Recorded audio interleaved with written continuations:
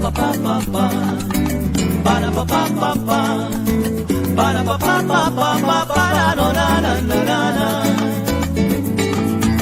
para pa pa pa pa, para pa pa pa pa, para pa pa pa pa, para no na na na na.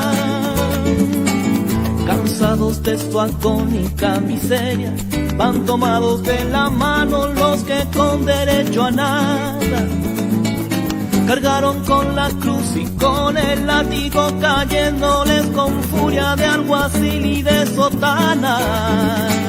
Cansados ya de inclinar la cabeza, cansados ya de contener el hambre, cansados ya de tanta prepotencia, cansados ya del cepo y de la sangre, peregrinando el desierto, van resistiendo el acoso, van con el puño resuelto desafiando al poderoso, van desatando la historia, hombres, mujeres y niños, y en el frente honor y gloria brilla hermoso Luis Emilio.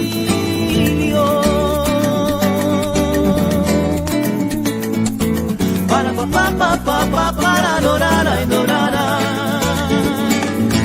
para pa pa pa pa, para pa pa pa pa, para pa pa pa pa, para dorara y dorara.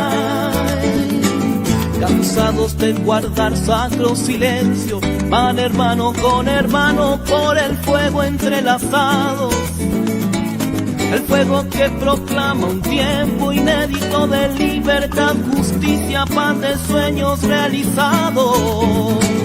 Cansados de pedir ayuda al cielo, cansados de la espera impotente, cansados de llenar el saco ajeno, cansados de hacer rico aquel de siempre, peregrinando el desierto, van resistiendo el acoso, van con el puño resuelto desafiando al poderoso.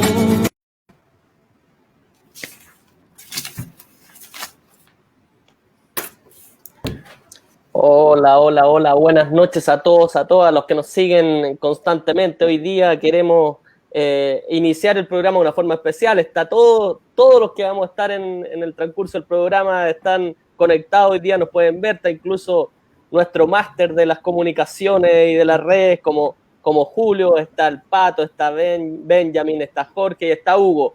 Queríamos aprovechar hoy día y saludar a uno de los medios más democráticos que existen en el planeta, que nos ha servido, si bien algunos acumulan y lo monopolizan, pero no hay nada como la radio para efectos de democracia y eso es justamente lo que vamos a hablar hoy día. Tenemos dos expertos internacionales respecto de lo que está pasando en dos países que nos interesa muchísimo, Venezuela, o sea, Bolivia y Estados Unidos, y voy a partir, antes de que empecemos, saludando especialmente a Jorge Richter Ramírez, él es politólogo, es experto en temas de Bolivia y nos va a poder contar todo lo que está pasando en el país, que a veces uno no lo mira, pero es nuestro vecino y todo lo que pase ahí nos repercute a nosotros. Buenas noches, Jorge. Buenas noches, Jorge. Bueno, también Pato presenta a nuestro invitado, también a Benjamin. Sí, Hugo, estamos con Benjamin Norton, él es de nacionalidad estadounidense, norteamericano, es editor, uno de los editores en jefe de Grayson, que es uno de los medios independientes más importantes de Estados Unidos, alguien que es de Estados Unidos, pero es antiimperialista y nos va a dar una visión bastante interesante de lo que está pasando con la era Trump, con las elecciones que están a 50 días, esta pelea entre los demócratas y los republicanos y cómo va a afectar y también va a cambiar a Sudamérica y a Latinoamérica. Así que le damos la bienvenida a nuestro amigo Benjamin. How are you? You are okay? Habla español perfecto, Benjamin, así que no hay que hablarle en inglés. Ya, bueno, ahora nosotros, bueno, todos juntos vamos a saludar es el día del trabajador radial, a quien le debemos mucho en los tiempos conflictivos. Siempre la radio es la que ayuda a democratizar realmente una sociedad. sin las radios, créanme que hubiésemos estado bastante ajenos a poder participar del debate político, porque las televisiones son a veces un poquito ajenas a nosotros, pero las radios siempre nos permiten tener cobertura y posibilidad de salir con nuestra opinión al encuentro con la ciudadanía. Así que agradecerles a todos los medios independientes, a todos aquellos que hacen soberanía, verdadera soberanía popular a través del trabajo radial. Un fuerte abrazo, se lo desea a todo el programa de Barba Roja y especialmente agradecer a nuestros invitados, tanto a Jorge Richter como a Benjamin Norton que estén en este panel, y agradecerle a todos. Y también es un día particular porque no podemos dejar de saludar y de recordar con recogimiento que un día 21 de septiembre del año 76, allá en Washington, D.C., Pinochet dio la orden de matar al ex canciller Orlando Letelier, que moría asesinado con su secretaria Ronnie Moffitt por orden de este criminal dictador de Chile, y que se atrevió incluso a ir a hacer atentados terroristas a la misma capital del imperio. Así que imagínense la osadía de este dictador Pinochet y su agencia represiva. Así que nuestras condolencias, sobre todo, y nuestro apoyo. Yo tengo una gran amiga que es Fabiola Letelier, hermana del canciller, a quien siempre tengo muchos recuerdos.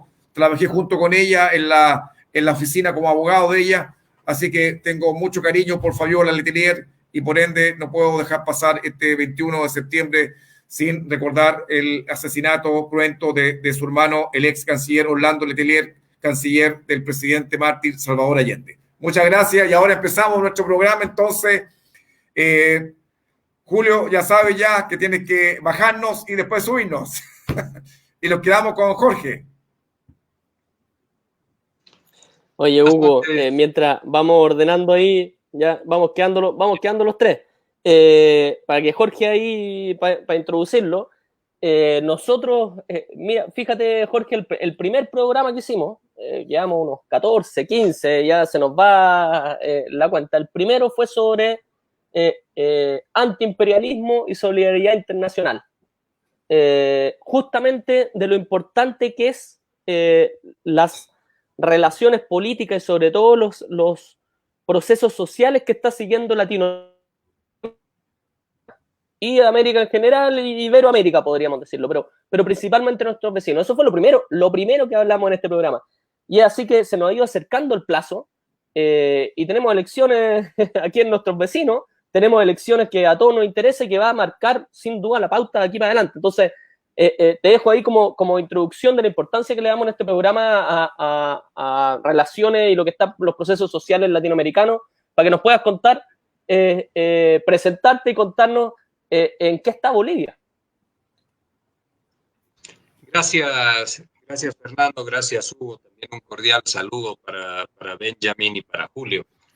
Y el proceso electoral que está viviendo Bolivia, sin lugar a dudas, uno de los más, o posiblemente el que mayor dramaticidad ha significado para toda la ciudadanía, para todos los bolivianos.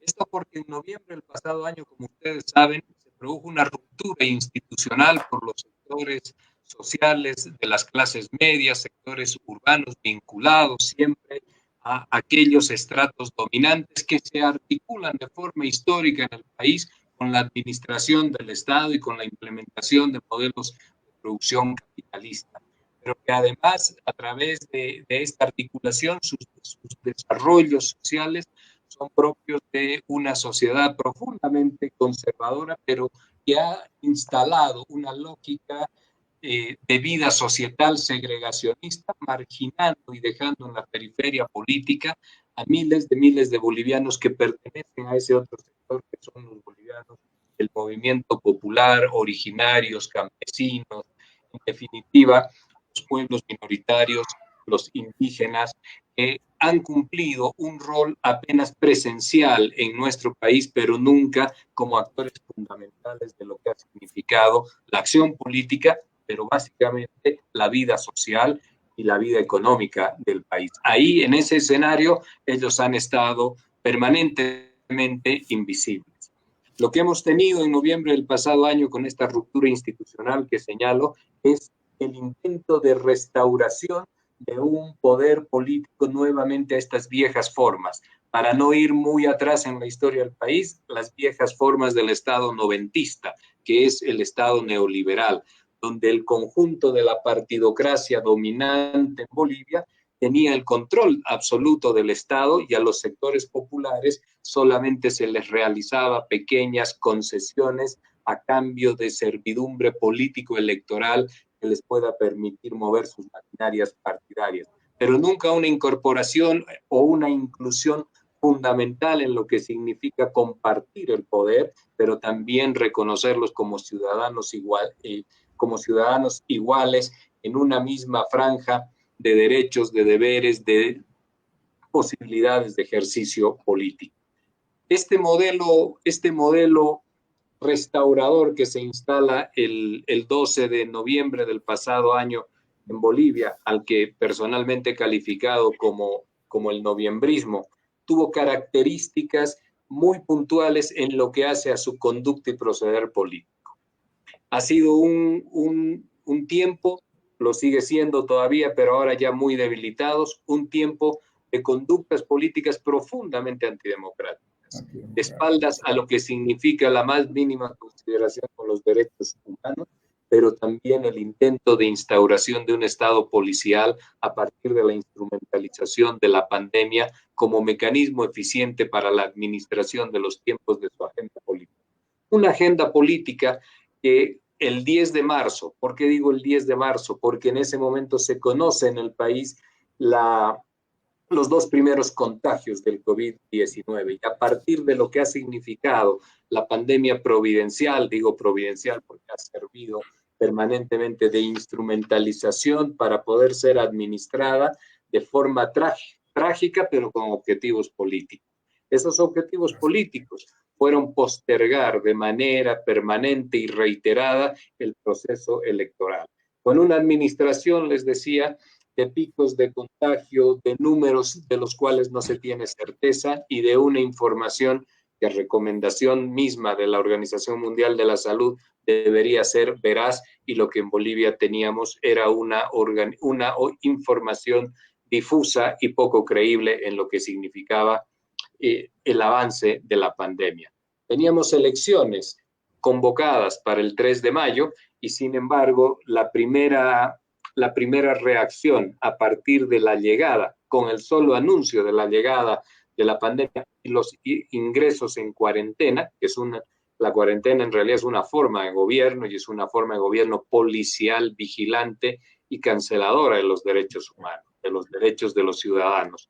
Solamente les decía, con el anuncio de la llegada de esta enfermedad, hemos empezado a observar en el país un discurso, porque no solamente es una lógica de equipo político o de proyecto político el que se instaló en el país, mejor dicho, sino también que estaba acompañada y en coordinación estricta de una enorme corporatividad mediática empresarial. Una corporatividad que instala los temas, modula la agenda que se debe discutir y debatir y que, por supuesto, con esa fuerza que ellos tienen, cuyos dueños, además de esta corporación, no tienen intereses de orden mediático, comunicacional, ni una visión de democratizar la comunicación, sino que tienen intereses económicos de otras características, vinculados a las grandes extensiones de tierras en propiedad que tienen, vinculados a la exportación, etc.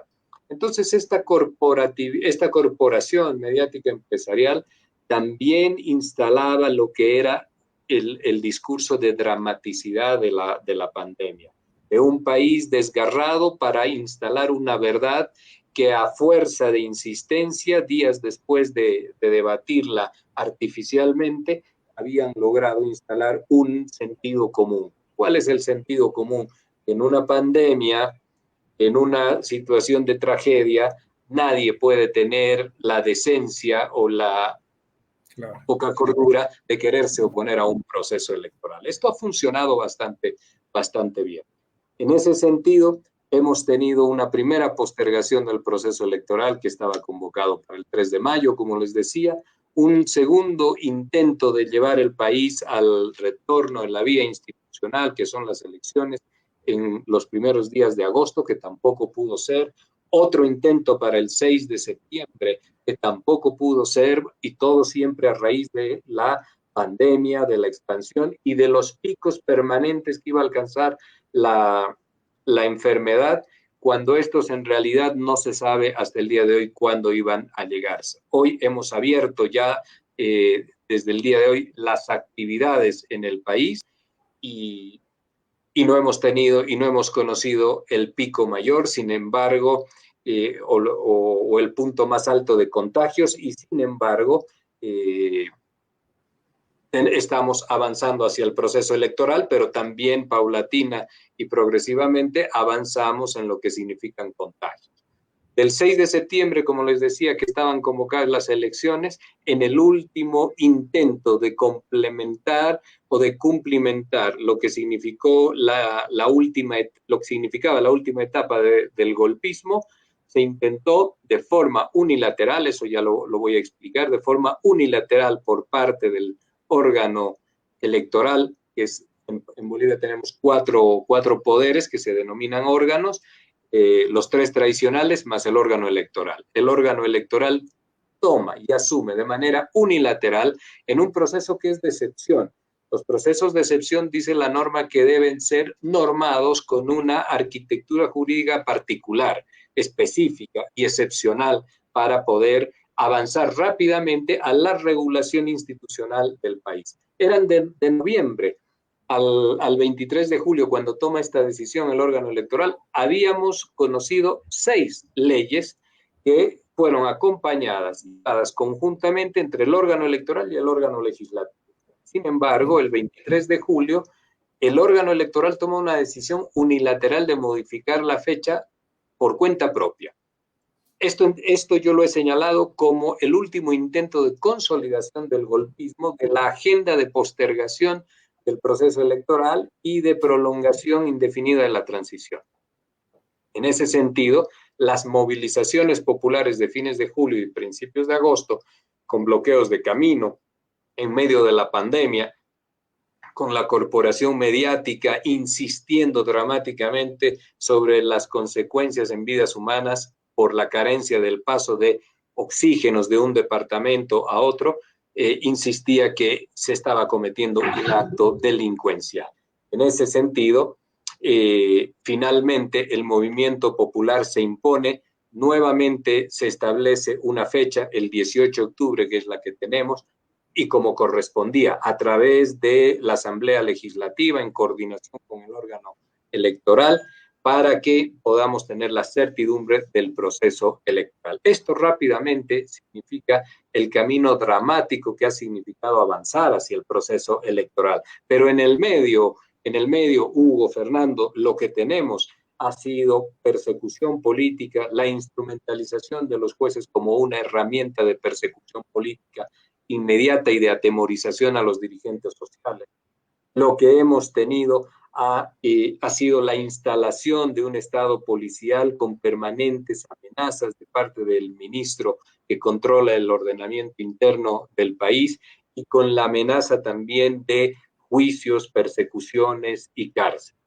Esto ha sido lo común de todos los días. Y paralelamente a ello, también se ha instalado la impericia y la ineficiencia extrema de una gestión de gobierno que le ha significado al país en 10 meses, estoy hablando en una economía como la boliviana, en 10 meses un endeudamiento cercano a los 3.000 millones de dólares para atención de la pandemia, siempre la instrumentalización de la pandemia.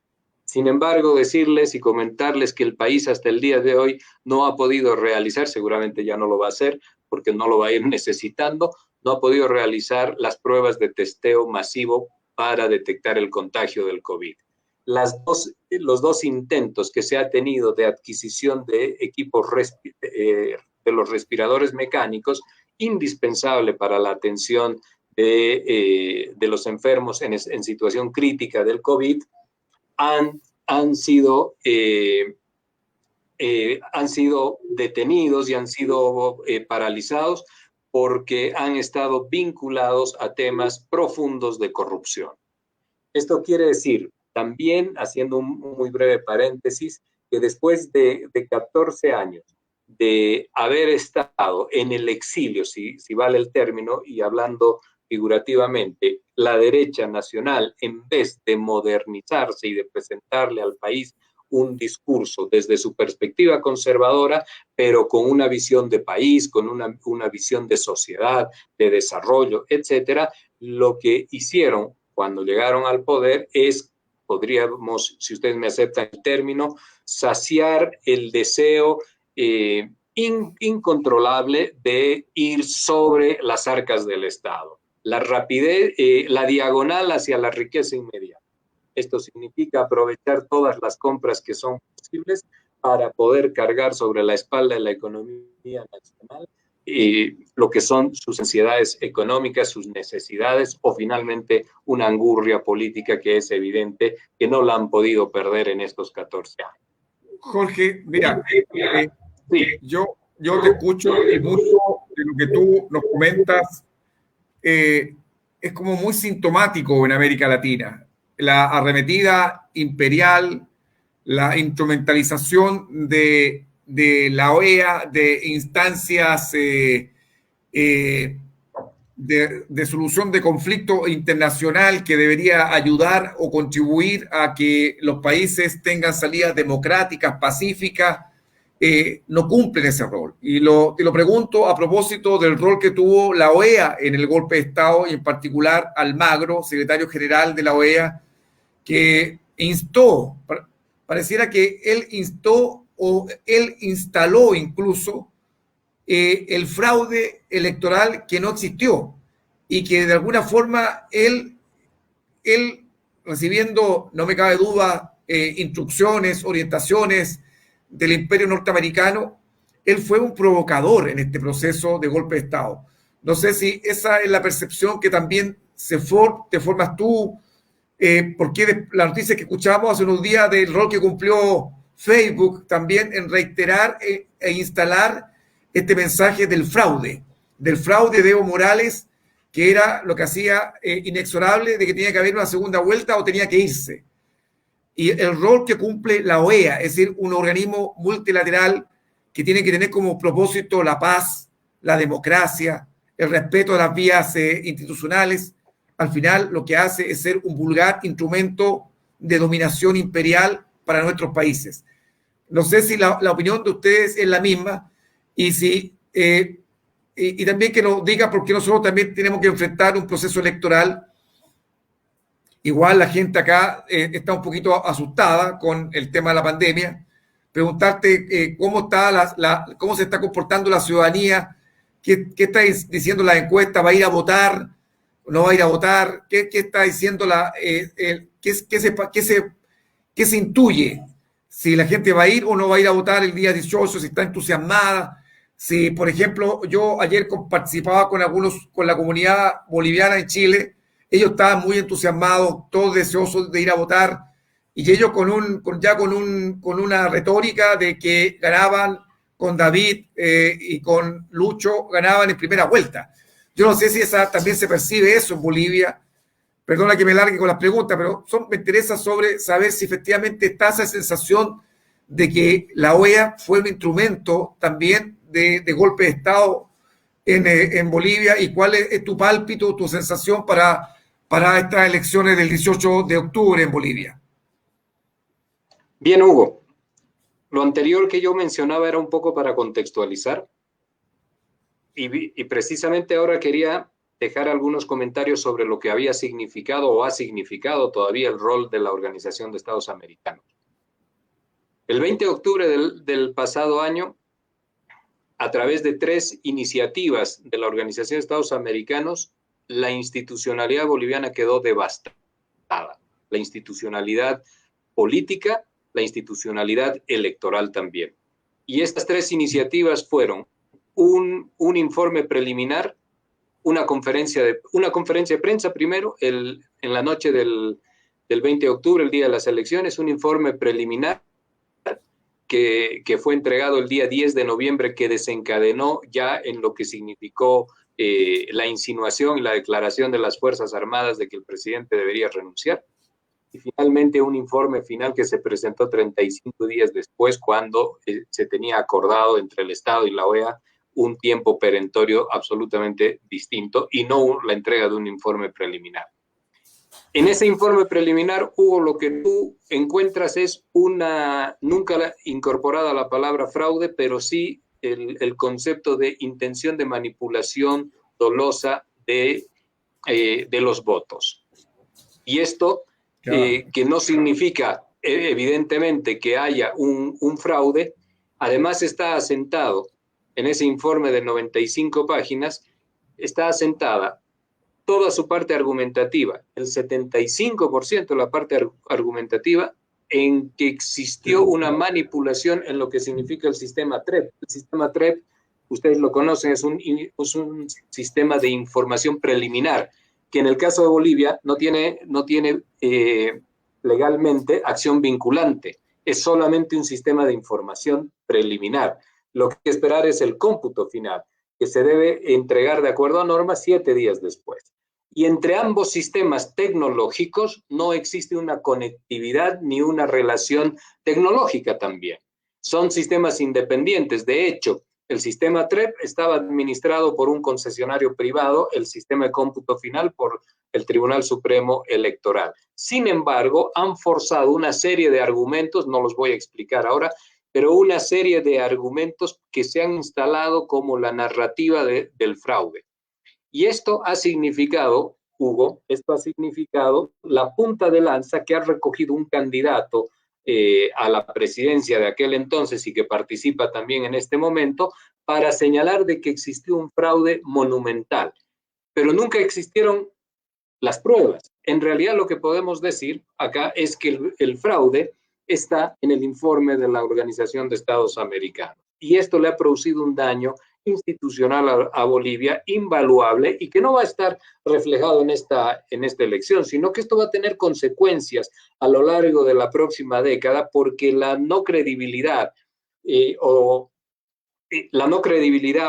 el no generarte la debida certidumbre por la desconfianza que ha quedado sobre el Tribunal Supremo Electoral y nuestro sistema electoral, esto es de responsabilidad de la Organización de Estados Americanos, que ha ocultado, Hugo, lo digo de nuevo, que ha ocultado información para poder confeccionar un informe que pueda avalar lo que ellos han calificado como manipulación, pero que en los hechos reales le han dado el sentido de fraude. Esta es la realidad del país. Esto es lo que yo he venido además también exponiendo desde el mes de noviembre del pasado año de forma insistente, y no he tenido ningún espacio donde se haya podido rebatir esto.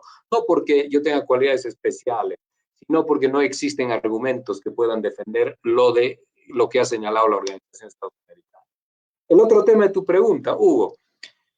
En el país ya Bolivia se ha politizado, se ha electoralizado, quiero decir, absolutamente. Y las sensaciones que tú has tenido el día de ayer a través de un webinar, de un Zoom, de una reunión virtual, es lo que se está expresando también en las calles.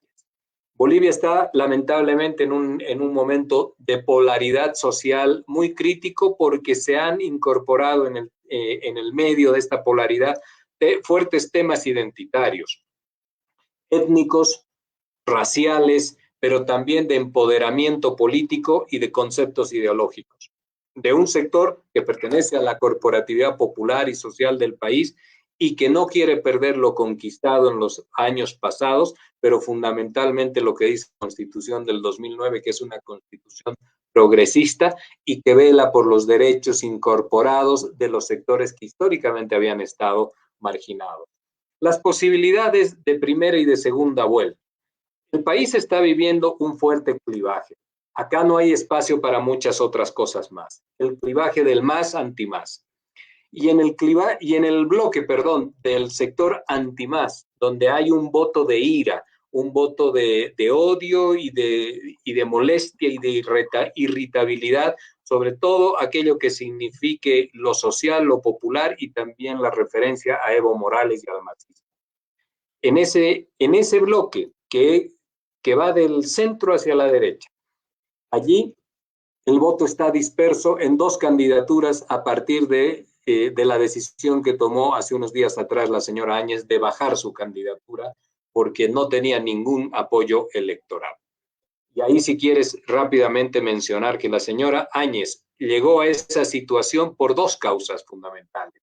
Porque el movimiento popular la condenó a asistir a un proceso electoral que ella se negaba, y el proceso electoral, la institucionalidad, la parte democrática de las elecciones es una situación ajena a su misma naturaleza. Entonces allí no se desempeñaba bien. Y el segundo factor es que en enero traiciona a quienes la acompañaron en la jornada de noviembre, porque tenía que dar desde el Estado apoyo logístico, seguramente económico, etcétera, jurídico, legal, Fuerzas Armadas, Policía Nacional, para apuntalar la candidatura de este sector conservador. Pero ella instaló su propio proyecto, y al instalar su propio proyecto significó que se rompieron las relaciones con el sector conservador porque aparecieron, esto se fraccionó en una derecha multipolar. Hoy en día ha quedado el señor Mesa y el señor Camacho, que tuvieron los dos participación activa en lo que fue noviembre.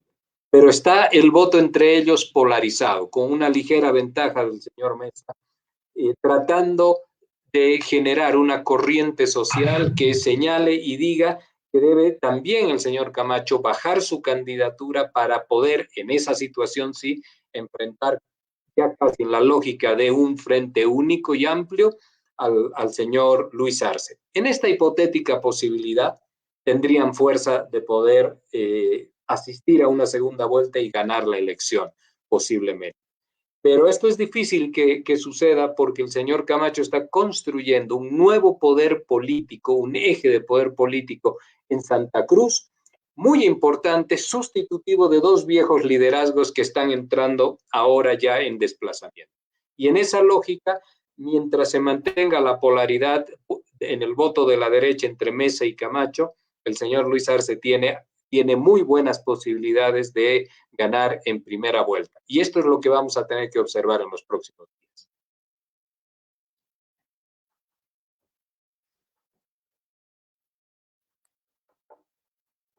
Te paso la palabra, Hugo. Sí, Hugo, estás sin audio. Una consulta, Jorge. Cuando Áñez renuncia, obviamente renuncia porque ve que no tiene ya probabilidades de triunfo y que Mesa, y que en realidad ella entiende que no tiene nada que hacer ahí. Es decir, si sigue como candidata, lo único que está haciendo es permitirle que el MAS con Luis Arce gane en primera vuelta. Ahora, ella, cuando se baja, ella le brinda el apoyo a algún candidato en particular, a Mesa, a Camacho. Ella dice que porque lo hace, ¿tiene alguna explicación, tiene algún relato ella para hacer eso? ¿Qué sentido tiene su bajada al final del día? Yo sé que lo hace porque no tiene posibilidad de ganar, pero ¿cuál es el relato de su bajada? Bueno, ella señala que deja su candidatura para asegurar la unidad y la posibilidad de que el movimiento al socialismo no retorne a través de poder congregar en el segundo candidato que tiene mayores posibilidades, que es Carlos Mesa. Estas son las palabras de ella. En el segundo candidato que tiene mayor posibilidad de aglutinar, concentrar, congregar el voto que impida lo que las encuestas están señalando en este momento. Hoy las encuestas señalan unas que Luis Arce está a escasos puntos de alcanzar el 40%, pero sí teniendo un 10% de ventaja sobre el segundo. En Bolivia, cuando no logras el 50% y sí trasciendes el 40%, hay que mirar cuántos puntos de ventaja llevas sobre el segundo. Si son más de 10 puntos de ventaja, entonces ganas en primera vuelta. Este fue además el enorme problema que se suscitó el pasado año cuando el resultado que dio a conocer el Tribunal Supremo Electoral dijo que Evo Morales ganaba la elección con el 10.7%. Entonces ahí se instaló en el país esta lógica y esta narrativa del fraude electoral y las movilizaciones y la quema de las instituciones de los tribunales departamentales electorales, etc. Entonces, la señora Áñez habla de unidad, pero cuando dio a conocer su candidatura, estamos hablando el 24 de enero de este año, también habló de unidad en torno a ella, y ahora habla de unidad cuando tiene que bajar su candidatura. En los hechos reales, su apoyo va sobre Carlos Mesa.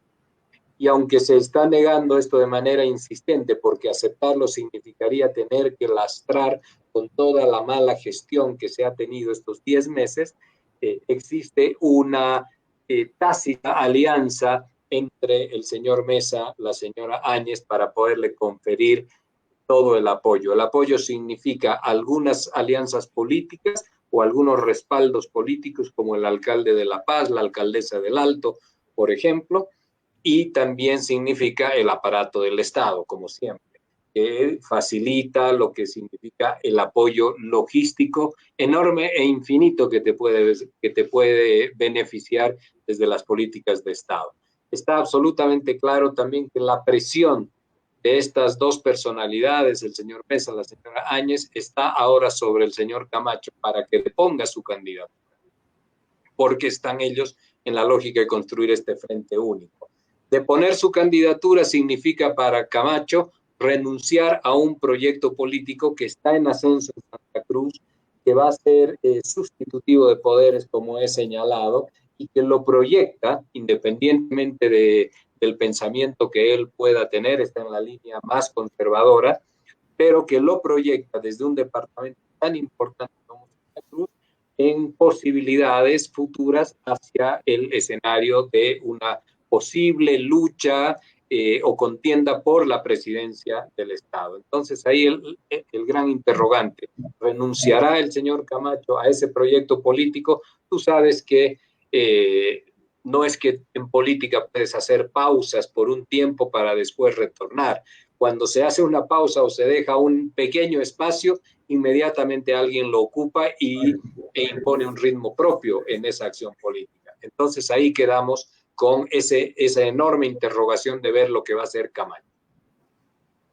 Oye, bueno, tengo que decirte, Jorge, vamos a seguir comentando, pero quiero decirte que yo personalmente, yo acá soy vecino de ustedes, yo estoy acá en la ciudad de Iquique, cercanito acá al lado de Bolivia.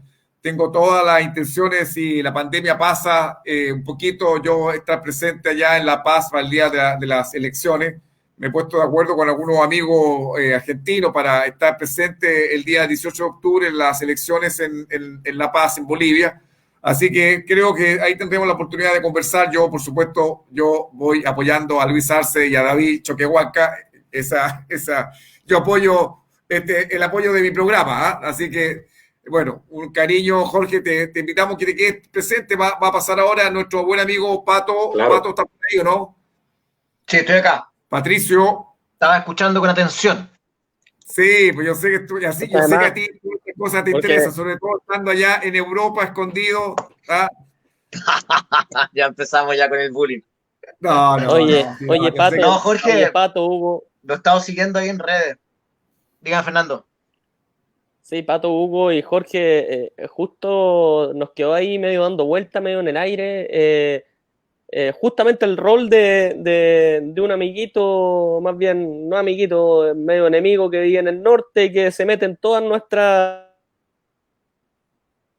sociales y nada, pues ahí, Pato, tú nos ayudas a hacer el nexo con Jorge, con nuestro próximo invitado, justamente el rol que tiene el Imperio y Estados Unidos en nuestros procesos sociales y el proceso que van a vivir, porque tampoco se les viene tan fácil. Ahí, Pato, para que tú nos guíes. Sí, hago referencia a un tuit del expresidente Evo Morales que decía que Yanina Áñez bajó su candidatura por instrucción directa de Washington, y eso me lleva a pensar que la administración Trump sigue metiendo las manos tanto en Bolivia como en Ecuador. Proscribieron la candidatura a senador de Evo Morales, es importante que la gente lo sepa, que no están dejando competir a los líderes progresistas. Lo mismo hicieron en Ecuador. Ahora me acaba de llegar la información que el CNE, el Consejo Nacional Electoral, quiere prohibir la inscripción del binomio, aunque ya sacaron a Rafael Correa, del nuevo binomio de Andrés Arauz y Carlos Rabascal, quieren que no se inscriba buscando cualquier subterfugio jurídico. Entonces lo que vive Bolivia es lo que está viviendo Ecuador, es lo que vive la región digitado por Estados Unidos. ¿Y quién mejor que hablarnos del Deep State, el estado oscuro, el estado siniestro de Estados Unidos, que un colega periodista, Benjamin, que es editor de Grayson, que es uno de los medios importantes e independientes, lo hemos invitado el día de hoy, él es estadounidense, norteamericano. Nosotros no estamos en contra del pueblo norteamericano, tiene grandes líderes, o tuvo grandes líderes como Martin Luther King, grandes luchadores de los derechos civiles, fueron los primeros países en tener el voto de la mujer. Es un buen país, el problema es que su gobernante, su imperialismo recalcitrante lo hace un enemigo de los pueblos, pero no somos anti-estadounidenses, somos anti-imperialismo, anti-gobierno siniestro, anti-gobierno de la CIA. Para hacer el nexo, recordemos la operación que le arman a Evo Morales durante el referéndum con Gustavo Villarrubia, el periodista de Canal 13 español chileno, agente de la Central de Inteligencia Americana, que inventa el caso Zapata para perjudicar el referéndum en contra de Evo Morales. Entonces, Estados Unidos se sigue metiendo siempre en las políticas latinoamericanas sin ningún escrúpulo, Hugo, y sin ningún tapujo, no guardan ni la forma. Queremos ver si podemos conversar con nuestro amigo Benjamin, si está por ahí, para ya introducirnos al tema de Estados Unidos, las elecciones de Donald Trump y la injerencia sobre América Latina. No sé si estaba presente Benjamin. Ahí está. Un gusto, Hugo, gracias por la Benjamin. invitación. Hola, Benjamin. Fernando, Qué gusto, Jorge Richard. qué gusto. Bienvenido, Un gusto. Barbarroja.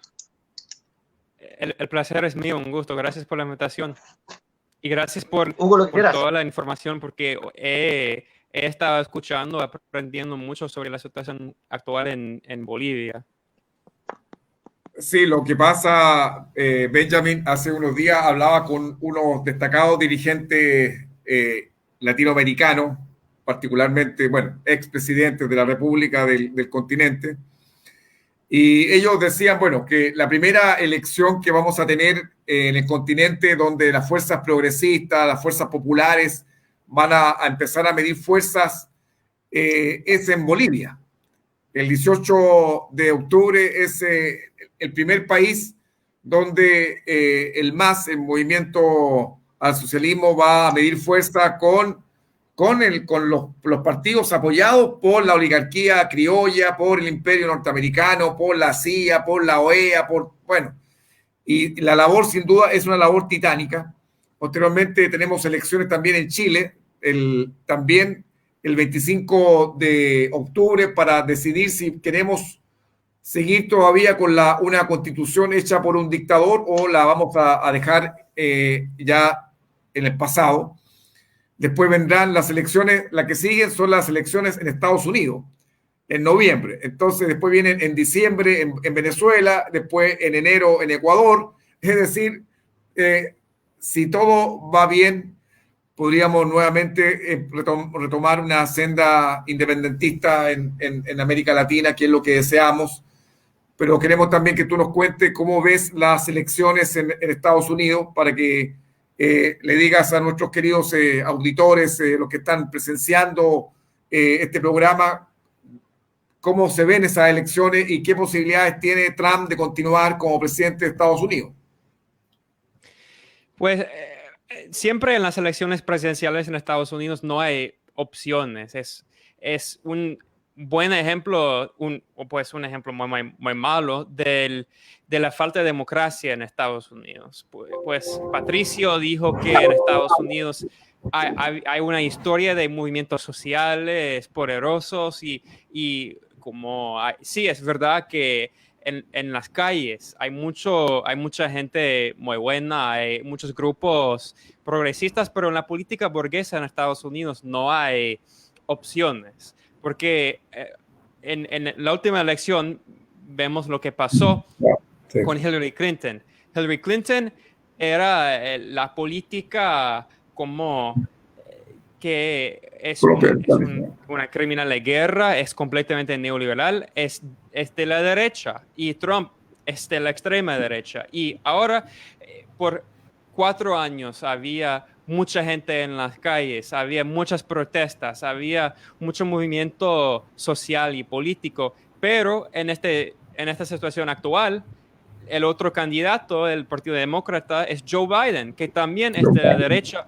Él es de la derecha de un partido de la derecha. El Partido Demócrata no es un partido de la izquierda, es un partido completamente pro-imperialista, pro-guerra, es completamente está a favor de todas las políticas imperialistas de Trump. Entonces, por ejemplo, Joe Biden, pues la verdad es que Joe Biden tiene demencia y él casi no puede hablar. Su salud mental es muy mala. Entonces, lo más importante no solo es lo que piensa Biden, sino la gente que trabaja con Biden, porque sus aliados políticos van a ser las personas que hacen sus políticas. Entonces, la gente que va a hacer las políticas va a crear las políticas de Biden son imperialistas, son de la derecha. Hicieron su campaña, entonces la campaña de Biden hizo un evento hace 2 meses y en el evento su representante dijo que si él fuera presidente, su política contra Venezuela no cambiaría. Entonces, el bloqueo va a continuar. No importa quién sea presidente, el bloqueo criminal asesino contra el pueblo venezolano que ha asesinado a miles y miles de venezolanos va a continuar. Como el bloqueo contra Cuba ha existido por 60 años y todavía va a continuar. O sea, estamos hablando de la política exterior, el imperialismo, la guerra contra Siria, la guerra contra China y Rusia. Hablamos de una nueva guerra fría no solo contra Moscú, no solo contra Rusia, sino contra Beijing, contra China. Y esta guerra fría, esta nueva guerra fría, la segunda, es bipartita. Trump y Biden, los dos están a favor de esas guerras. Entonces, debemos hablar de la política interna. En la política interna, Joe Biden es completamente neoliberal. Joe Biden, ahora hay un movimiento muy importante, un movimiento social, las vidas negras importan, un movimiento para los derechos sociales, porque hay mucha brutalidad policial. Es probable que ustedes han visto los videos en las redes sociales. Todas las semanas hay más videos, cada vez más videos de la policía racista asesinando a la gente negra, a la gente latina, a la gente pobre. ¿Y cuál es la respuesta de Joe Biden? Él dijo, si yo fuera presidente, yo no dispararía a los manifestantes en el corazón, yo dispararía a los manifestantes en las piernas para que no mueran. Pero, la diferencia es que Trump quiere matar a los manifestantes con balas en el corazón y el demócrata quiere como herir a los manifestantes. Entonces, solo es una diferencia de palabras, pero al fin y al cabo, sus políticas 95% de sus políticas son iguales. Entonces nosotros, como la izquierda independiente, la izquierda antiimperialista, decimos que para nosotros la lucha está en las calles y no estoy en contra de la política electoral. Creo que tenemos que construir nuestro propio partido revolucionario socialista. Entonces hay un partido súper bueno de Estados Unidos que está creciendo, que se llama el Partido del Socialismo y la Liberación. Y de hecho, esta semana, hace 5 días, el gobierno de Trump y el gobierno en Colorado, el gobierno detuvo a 6 cuadros, a 6 militantes de ese partido socialista y ahora están presos políticos. Entonces, siempre la lucha es dura y hay mucha gente en las calles, pero la represión también está creciendo mucho y con solo 2 meses hasta la elección. Una pregunta, Benjamin, disculpa, Pato. ¿Y cuál es el comportamiento de los medios de comunicación? ¿Está a la altura también? ¿Se comporta de la misma manera que estos poderes que tienen, es decir, es un dragón con 2 cabezas nomás? ¿Y los medios de comunicación son representativos de ellos o o hay alguna diversidad, algo distinto?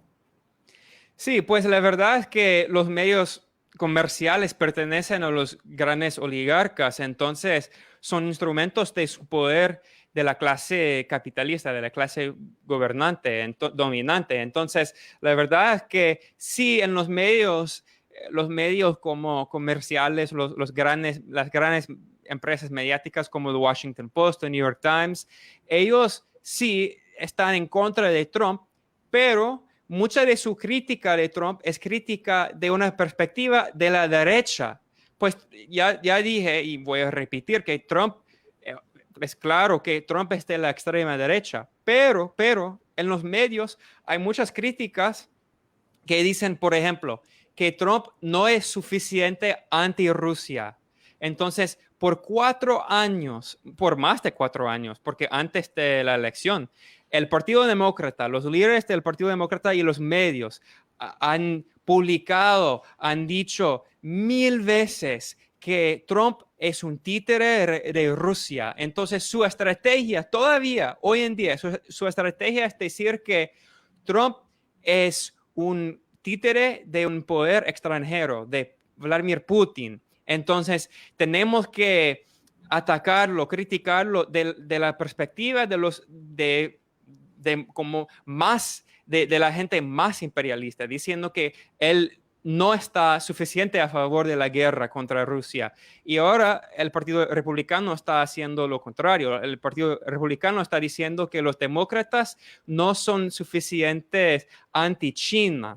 Entonces, la verdad es que no hay mucha, en los medios corporativos, no hay mucha discusión de la política interna de la economía, de la situación ahora de la salud, porque hay millones de estadounidenses que no tienen acceso al sistema de salud, porque es carísimo. La salud es una locura, es como en Chile, todo es privatizado. Entonces, la gente no tiene salud, la gente, en este momento la gente no tiene escuela, hay millones de personas que han perdido sus trabajos en desempleo, pero los medios no hablan de eso. Los medios dicen que los rusos están pagando al talibán en Afganistán para matar a nuestros soldados. Entonces, es una farsa, es que, y no es una farsa, pero también hay una explicación política. La explicación política y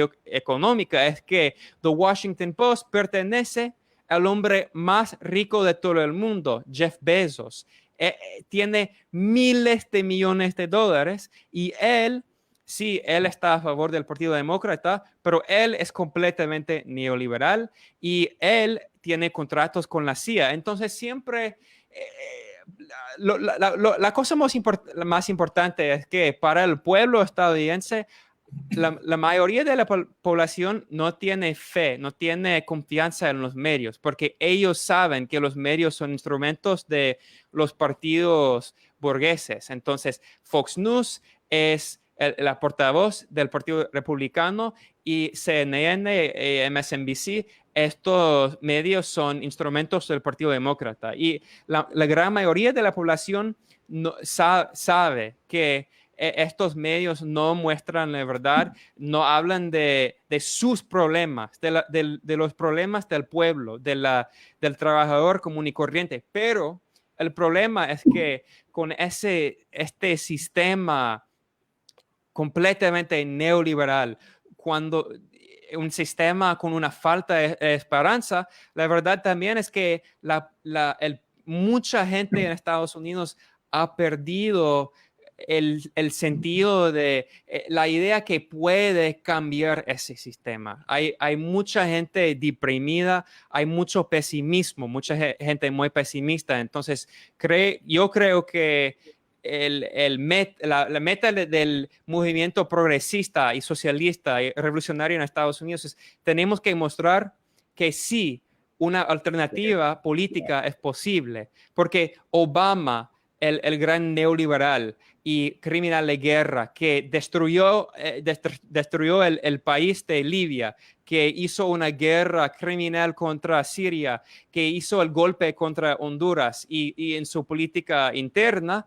fue completamente neoliberal. Y durante su campaña, él siempre decía que mi campaña representa el cambio y la esperanza. Y no hubo cambio y ahora no hay esperanza. Entonces tenemos que construir una alternativa política. Y como dije antes, es difícil, pero estamos en el proceso de hacerlo. Pato. Sí, tengo un montón de preguntas porque este tema es apasionante porque tiene muchas repercusiones para Sudamérica, pero lo que dice Benjamin es un análisis súper duro y me gustaría preguntar algunas cosas, querido Benjamin. Primero, el escándalo con Bob Woodward, el 2 veces ganador del Pulitzer, que publica estas 18 entrevistas con Donald Trump. Te hago varias preguntas para que te puedas explayar, ¿no? Porque tampoco tenemos tanto tiempo y no quiero monopolizar la conversación. Segundo, Black Lives Matter tiene una posición política con algún candidato. Tercero, ¿con qué moral Estados Unidos puede hablar de democracia si su sistema es el más antidemocrático del mundo? Puede ser que alguien saque más del 50% de los votos y por tener menos electores no gane el presidente de la República. Un sistema bipartidista absolutamente dictatorial sin participación democrática. Cuarto, ¿qué significa para la población norteamericana lo que pasa en Bolivia, los asesinatos, los crímenes contra los pueblos originarios, lo que pasa con el golpe de Estado en Chile, cuando se sabe que la CIA financió el golpe de Estado, el asesinato en contra Allende, el golpe de Estado y la traición de Lenín Moreno, que se sabe que trabaja para el Deep State, para el gobierno siniestro, oscuro de Estados Unidos? ¿Existe conciencia en Estados Unidos, en la población norteamericana, de los crímenes que están provocando sus gobiernos en distintas partes del mundo, no solo en Oriente Medio, sino que también en Sudamérica, o no le importa nada? Ok, puedo responder en breve a todas las preguntas. Uno, con el coronavirus y el informe que decía que Trump sabía que habría un desastre y no hizo nada. Pues la verdad es que después de la publicación de esa información, sí hubo un escándalo, pero la verdad es que yo estaba hablando de los medios. Otro problema con los medios es que hay tantos escándalos casi todos los días, entonces después de 3 días, 5 días, una semana, la gente olvida. Y claro, también es un problema del Internet. Entonces siempre por 24 horas, cada día hay más noticias. Y entonces la gente sí lo ve y no cambia nada. Entonces, y la verdad también es que la respuesta a la pandemia es compleja, porque la verdad es que hay mucha gente en Estados Unidos, como en otros países, que quiere volver a sus trabajos, que quiere volver a las escuelas. Y la verdad es que la cuarentena hubo una posibilidad de como ayudar al principio, pero Estados Unidos lo hizo demasiado tarde. Entonces, con la situación actual, no es sostenible como continuar con esta cuarentena por meses y meses. Entonces, la situación es difícil y la verdad es que sí, hay 200 miles de estadounidenses que han muerto. Y es posible que esta cifra es conservadora, que la verdad es que la cifra puede ser más alta, pero la verdad es que no solo para los republicanos, sino para los demócratas, dije que no hay una esperanza, no hay la esperanza y la idea que un cambio radical es posible. Entonces siempre dicen que fue inevitable que eso pasara. Entonces, la segunda pregunta sobre las vidas negras importan, Black Lives Matter. Pues la verdad es que este movimiento tiene muchas contradicciones, ¿no? Como todos los movimientos sociales en las calles. La verdad es que hay parte de este movimiento que es de la izquierda, que es revolucionaria. Esta parte quiere construir una alternativa socialista, revolucionaria contra el sistema electoral burgués. Pero la verdad también es que hay otra parte que es liberal que está vinculada con el Partido Demócrata, y no solo con el Partido Demócrata, sino con las grandes fundaciones. Porque la verdad es que siempre cuando hay movimiento social en las calles, hay un proceso de contrainsurgencia, se dice, ¿no? De el intento de como controlar el movimiento revolucionario para cambiarlo, para que sea liberal, para que sea útil para el Partido Demócrata. Entonces, por décadas, el Partido Demócrata ha tratado de contener, de como robar estos movimientos sociales. Entonces, hay una lucha en este movimiento. La verdad es que la gente que dice que son los supuestos líderes de este movimiento, esa gente son personas que trabajan con el Partido Demócrata, que trabajan con las ONGs que son financiadas por las grandes fundaciones como la Fundación Ford. La Fundación Ford es parte de la CIA. Por décadas ha trabajado con la CIA, y esta fundación financia muchos grupos liberales y progresistas, no solo en Estados Unidos, sino en otros países. Y mencionaste el golpe en Chile. La Fundación Ford entrenó y financió a muchos de los economistas neoliberales en Chile después del golpe fascista. Entonces, hay muchas contradicciones, ¿no? La tercera pregunta sobre la democracia. Pues es obvio que no hay democracia en Estados Unidos, porque en todas las elecciones no tenemos opciones reales, porque hay dos candidatos que son casi iguales, y solo hay dos candidatos. En otros países hay más candidatos, hay más partidos. Siempre decimos que en Estados Unidos hay una dictadura de un partido con dos facciones, pero el partido que es el partido como autoritario de Estados Unidos es el partido neoliberal, el partido capitalista, y hay la facción demócrata y la facción republicana, pero no hay muchas diferencias. Solo hay diferencias como culturales y quizás como diferencias sociales, como hablándole del aborto, de como la educación, y esos temas son importantes, pero con 95% de las políticas son iguales. Entonces, sí, y mencionaste el sistema electoral.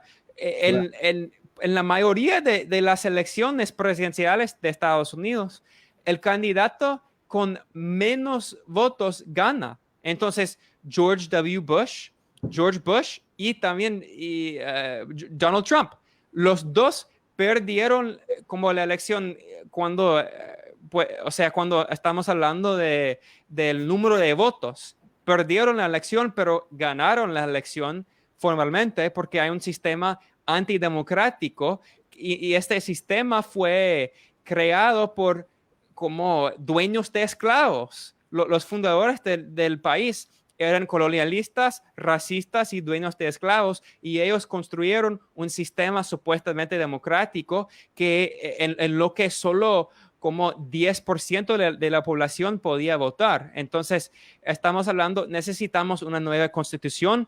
Tenemos una constitución que no ha cambiado, es la misma constitución por más de 200 años. Entonces, el compañero estaba hablando en Chile hay una constitución de la dictadura de Pinochet, pero la verdad, sí, y esa constitución es horrible. Pero esa constitución para nosotros, para los estadounidenses, todavía es una constitución nueva. Es horrible, es muy derechista, pero es nueva. Entonces, y la cuarta pregunta sobre el imperialismo y si hay conciencia. La verdad es que no hay mucha conciencia. Solo hay una minoría de la población estadounidense que sabe mucho de todo eso, de los golpes, de lo que hace la CIA realmente con la tortura, con los asesinatos, con como sus golpes para derrocar a gobiernos como elegidos y instalar como dictadores fascistas. Solo hay una minoría que sabe mucho de eso, pero está creciendo, porque la izquierda, especialmente con la juventud, con los jóvenes, la gente que usa las redes sociales, la gente que no mira, porque los jóvenes no miran CNN. Solo la gente más adulta, la gente más anciana mira la tele. Y la verdad es que hay muchos jóvenes y para ellos siempre reciben sus noticias como en formas independientes, con medios alternativos como el nuestro, como otros. Entonces, hay un movimiento socialista, antiimperialista que está creciendo, pero todavía todavía, lamentablemente, la verdad es que solo representa a la minoría, pero la mayoría de la población no tiene confianza en el sistema. Entonces, creo que es una lucha ideológica. Creo que y estamos en el proceso de tratar de colaborar, de trabajar con esta gente que no tiene confianza en el sistema, pero no sabe tampoco cuál puede ser una alternativa. Es por eso que siempre decimos que hay una lucha no solo contra el sistema, sino una lucha contra la ideología como burguesa. Y es por eso que yo soy periodista revolucionario y antiimperialista, porque creo que tenemos que, en esta lucha ideológica, como videos así, como entrevistas así, como discusiones son importantes para cambiar la perspectiva, la ideología de los estadounidenses. Oye, Benjamín, bueno, hace unos días atrás leía a un analista político que justamente nos instaba a los que vivimos fuera de Estados Unidos a seguir manteniendo una lucha antiimperialista, pero que no sacábamos nada con esa lucha antiimperialista si es que no había antiimperialistas dentro del mismo Estados Unidos. Es decir, que desde el interior era necesario y que justamente ya habían fuerzas políticas que estaban en formación y había movimientos sociales que también estaban por terminar con esta conducta imperial norteamericana. Entonces, claro, a uno le costaba imaginarse la existencia de un grupo humano consciente, lúcido, luchando contra el imperialismo desde dentro del imperio. Al escucharte, da gusto saber que efectivamente hay una lucha por el socialismo, por un socialismo antiimperialista, por un socialismo libertario. Entonces da gusto escucharte, Benjamín. Creo que para todos nosotros es un agrado saber que nosotros que prevalentemente estamos instando y tenemos ese chip instalado de que tenemos que ser antiimperialistas, y es obvio, estamos en un continente que ha sido víctima de golpes permanentes. Ya lo contaba Jorge con lo que pasó en Bolivia, con un magnífico presidente de la República como era Evo Morales, que logró construir kilómetros de kilómetros, una economía espectacular que le estaba trayendo progreso a millones de habitantes en Bolivia, que había nacionalizado los hidrocarburos, que había hecho tanto bien por su país, pero había que derrocarlo. Y entonces el aprendizaje siempre para nosotros es muy duro de lo que hace el imperialismo. Pero lo que a uno le alegra saber es que al interior de Estados Unidos hay luchadores antiimperialistas, y eso por supuesto nos alegra mucho y nos renueva también la energía para seguir luchando contra el imperio, ¿o no, Pato?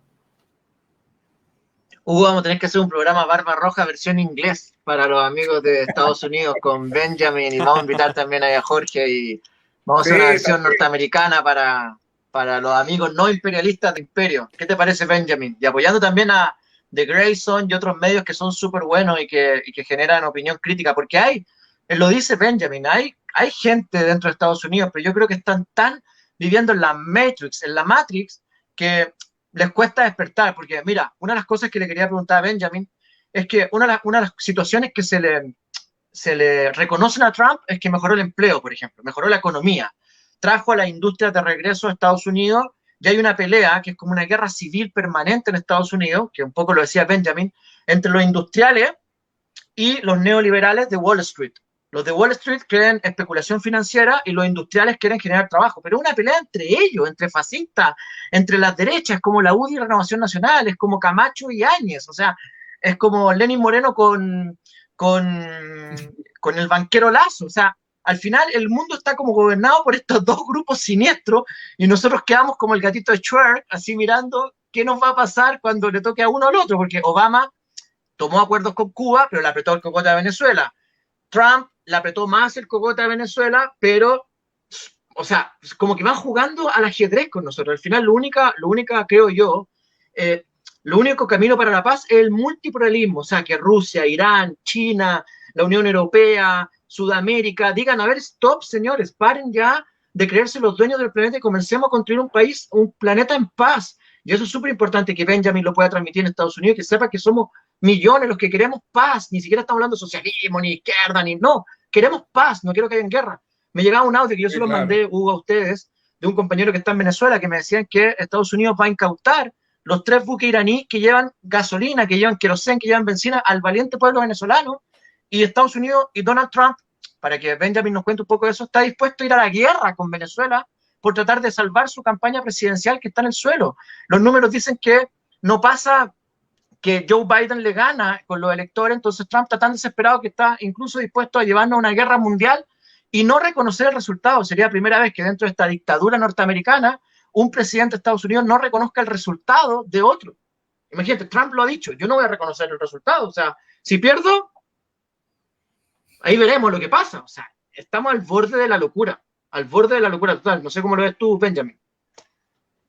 Sí, pues creo que con estas condiciones políticas históricas, creo que hay una posibilidad de una nueva guerra civil, porque la verdad es que en Estados Unidos hay muchas contradicciones que no hay soluciones en este sistema. Entonces, sí, creo que nosotros somos revolucionarios. Sí, hay revolucionarios en Estados Unidos, por supuesto, somos la minoría, pero la verdad es que hay muchos fascistas, hay mucha gente con armas y como dijiste, creo que habrá mucha violencia en la semana y en el mes después de esta elección que viene. Y tengo miedo por la situación que viene, porque, como dijiste, Trump dijo que si no gana, no va a reconocer los resultados. Entonces, y si él gana, creo que todavía habrá violencia. Entonces, no hablamos de la situación con la violencia en Estados Unidos. Hay tiroteos casi todos los días.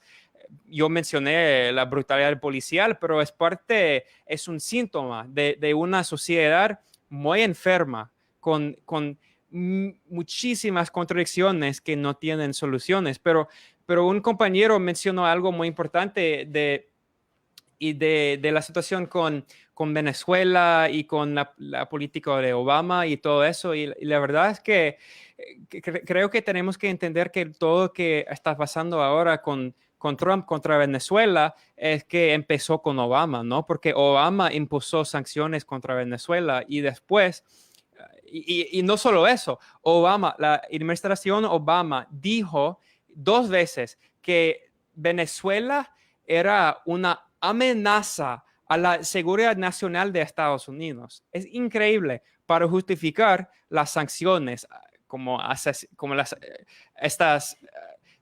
estas sanciones son criminales, asesinas contra el pueblo de Venezuela, y con Trump ahora es un bloqueo, un embargo. Y el compañero mencionó la situación con Irán y es igual. Hay una guerra híbrida de Estados Unidos contra Irán. Todos los días Estados Unidos dice, no solo Trump, sino el Departamento de Estado, que ahora no hay diferencias entre el Departamento de Estado y la CIA, porque el secretario de Estado, Mike Pompeo, mucho peor que Trump. Trump es horrible, pero Pompeo es el secretario de Estado más fascista en la historia de Estados Unidos. Es increíble. Él antes fue el director de la CIA y ahora pues el Departamento de Estado es el hijo de la CIA. Todo lo que hace es tratar de hacer golpes contra Venezuela, golpes contra ahora Bielorrusia, y con la situación con el presidente Lukashenko, y contra Irán, contra Nicaragua, contra todos esos países con gobiernos antiimperialistas, independientes y socialistas. Y el compañero mencionó algo muy importante de la importancia de cómo es clave construir un mundo multipolar. Y nosotros, los antiimperialistas en Estados Unidos, socialistas revolucionarios, decimos que sí, estamos de acuerdo que el imperialismo norteamericano es una amenaza no solo al resto del mundo, sino a nosotros también.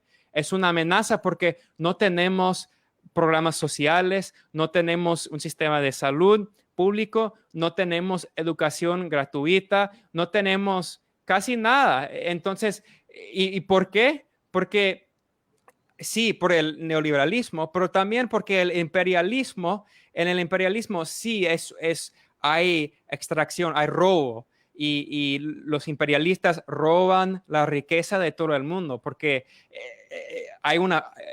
el imperialismo no es como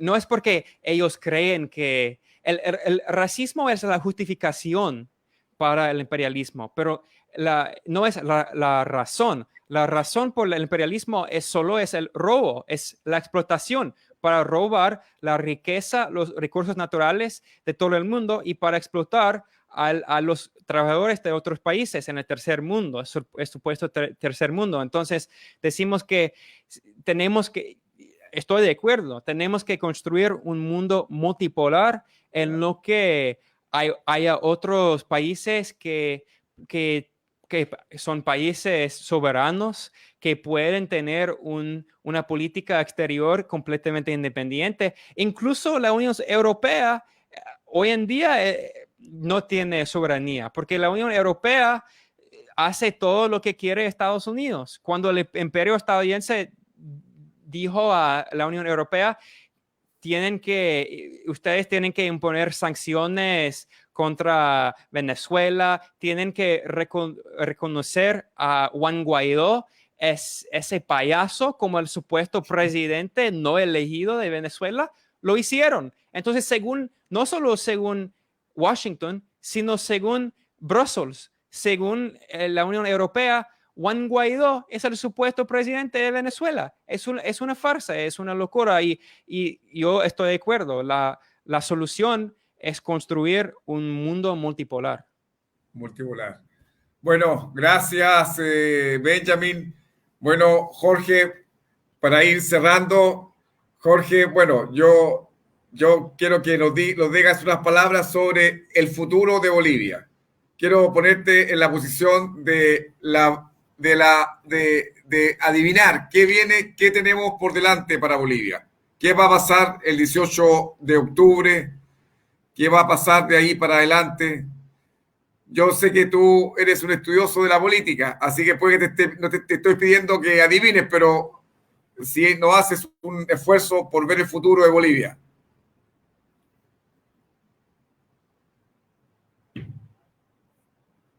El micrófono.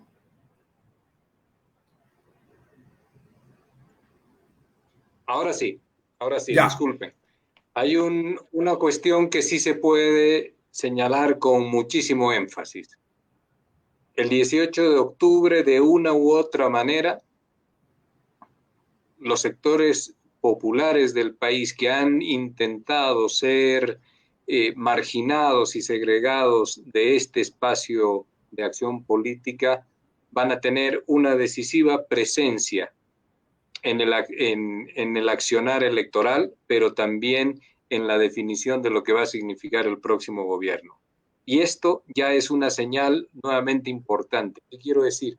El país no se puede construir solamente desde la visión de un solo sector que históricamente ha estado vinculado y articulado con la administración del Estado como su espacio natural.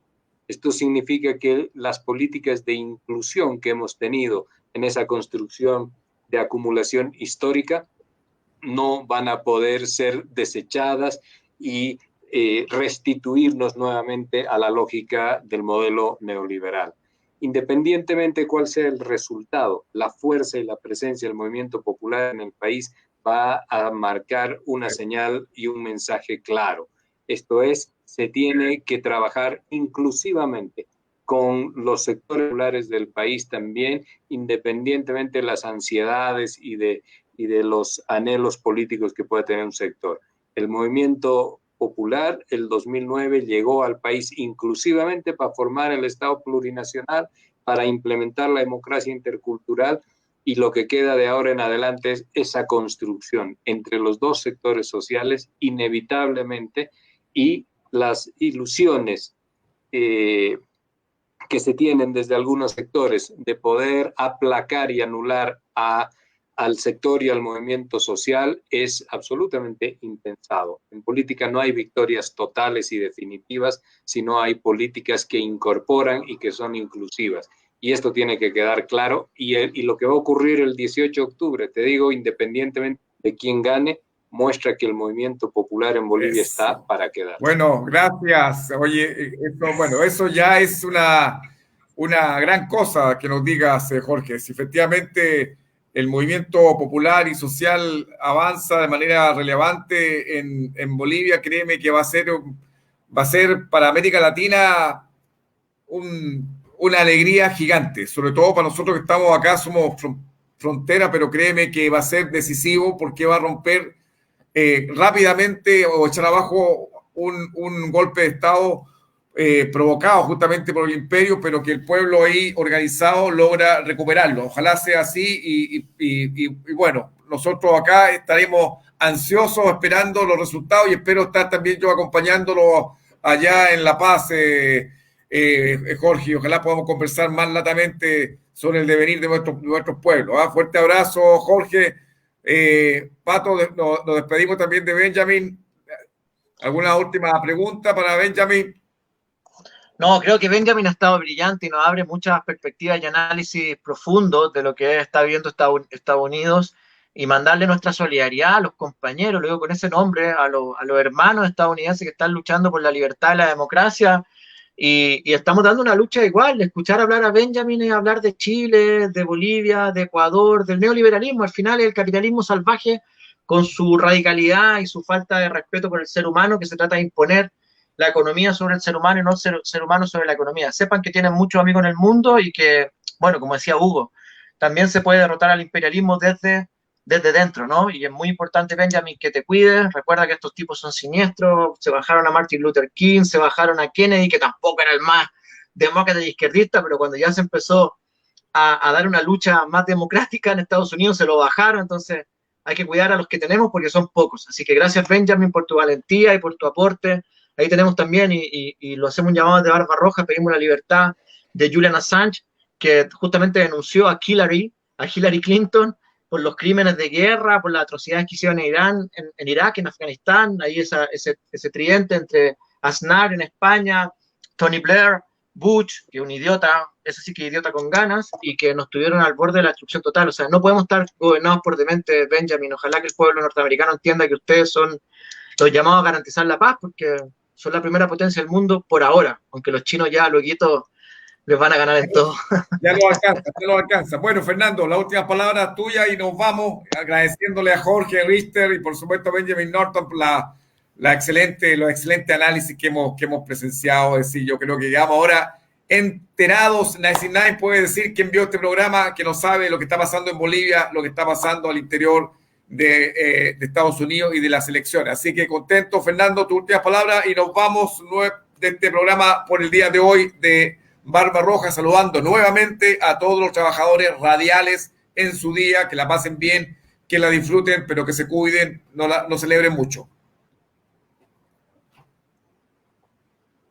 Sí, Hugo, solo para despedirnos, hemos tenido mucha interacción en nuestras redes y principalmente dicen, bueno, lo que tú decías, es un programa para interiorizarse de lo que está pasando, son son temas que no se conversan en cualquier lado, que no lo vamos a ver en CNN, obviamente, que no lo vamos a ver en Televisión Nacional acá, en las redes comunes, en las redes sociales acaparadas por los grandes medios de comunicaciones, que también se han tratado de acaparar, de acumular las redes sociales, pero agradecen al programa, agradecen a Benjamín y a Jorge por ponernos al tanto de lo que está pasando, y nos hemos dado cuenta que con el transcurso de los programas somos bastantes, somos miles, muy probablemente millones, lo que nos cuesta organizarnos y bueno, esa es nuestra meta y lo que tenemos que apuntar y un granito de arena damos como Barba Roja de poner una plataforma que se pueda escuchar a nivel mundial sobre lo que está pasando realmente sin estos filtros que nos ponen interesadamente algunos medios. Eso, saludar a todos, a todas, a los trabajadores radiales, a los y las trabajadoras radiales en su día. Y nada, nos vemos el próximo lunes, como siempre, Pato, Hugo. Gracias, Jorge. Gracias, Benjamín. Chao, Jorge. Chao, Benjamín. Chao, Patricio. Felicidades. Chao, saludos. Felicidades. Benjamín, que le vaya bien. Chao, que le vaya bien en las elecciones, digo nomás. Lo demás que le vaya bien. Gracias, un gusto. Chao. See you later. Chao.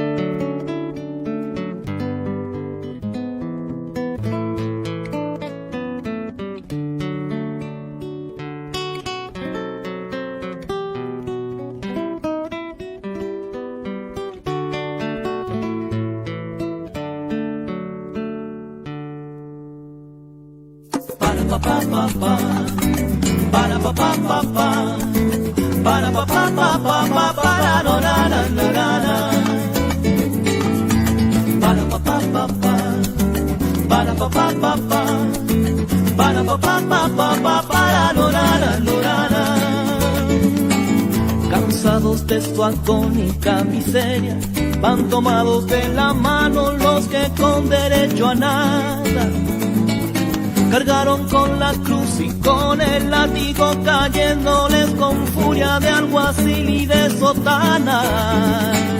Cansados ya de inclinar la cabeza, cansados ya de contener el hambre, cansados ya de tanta prepotencia, cansados ya del cepo y de la sangre, peregrinando el desierto, van resistiendo el acoso, van con el puño resuelto desafiando al poderoso, van desatando la historia, hombres, mujeres y niños, y en el frente honor y gloria brilla hermoso Luis Emilio.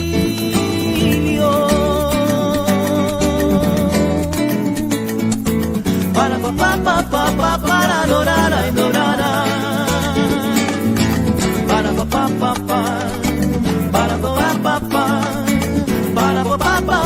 para adorar a Endorana. Cansados de guardar sacro silencio, van hermano con hermano por el fuego entrelazados. El fuego que proclama un tiempo inédito de libertad, justicia, paz de sueños realizados.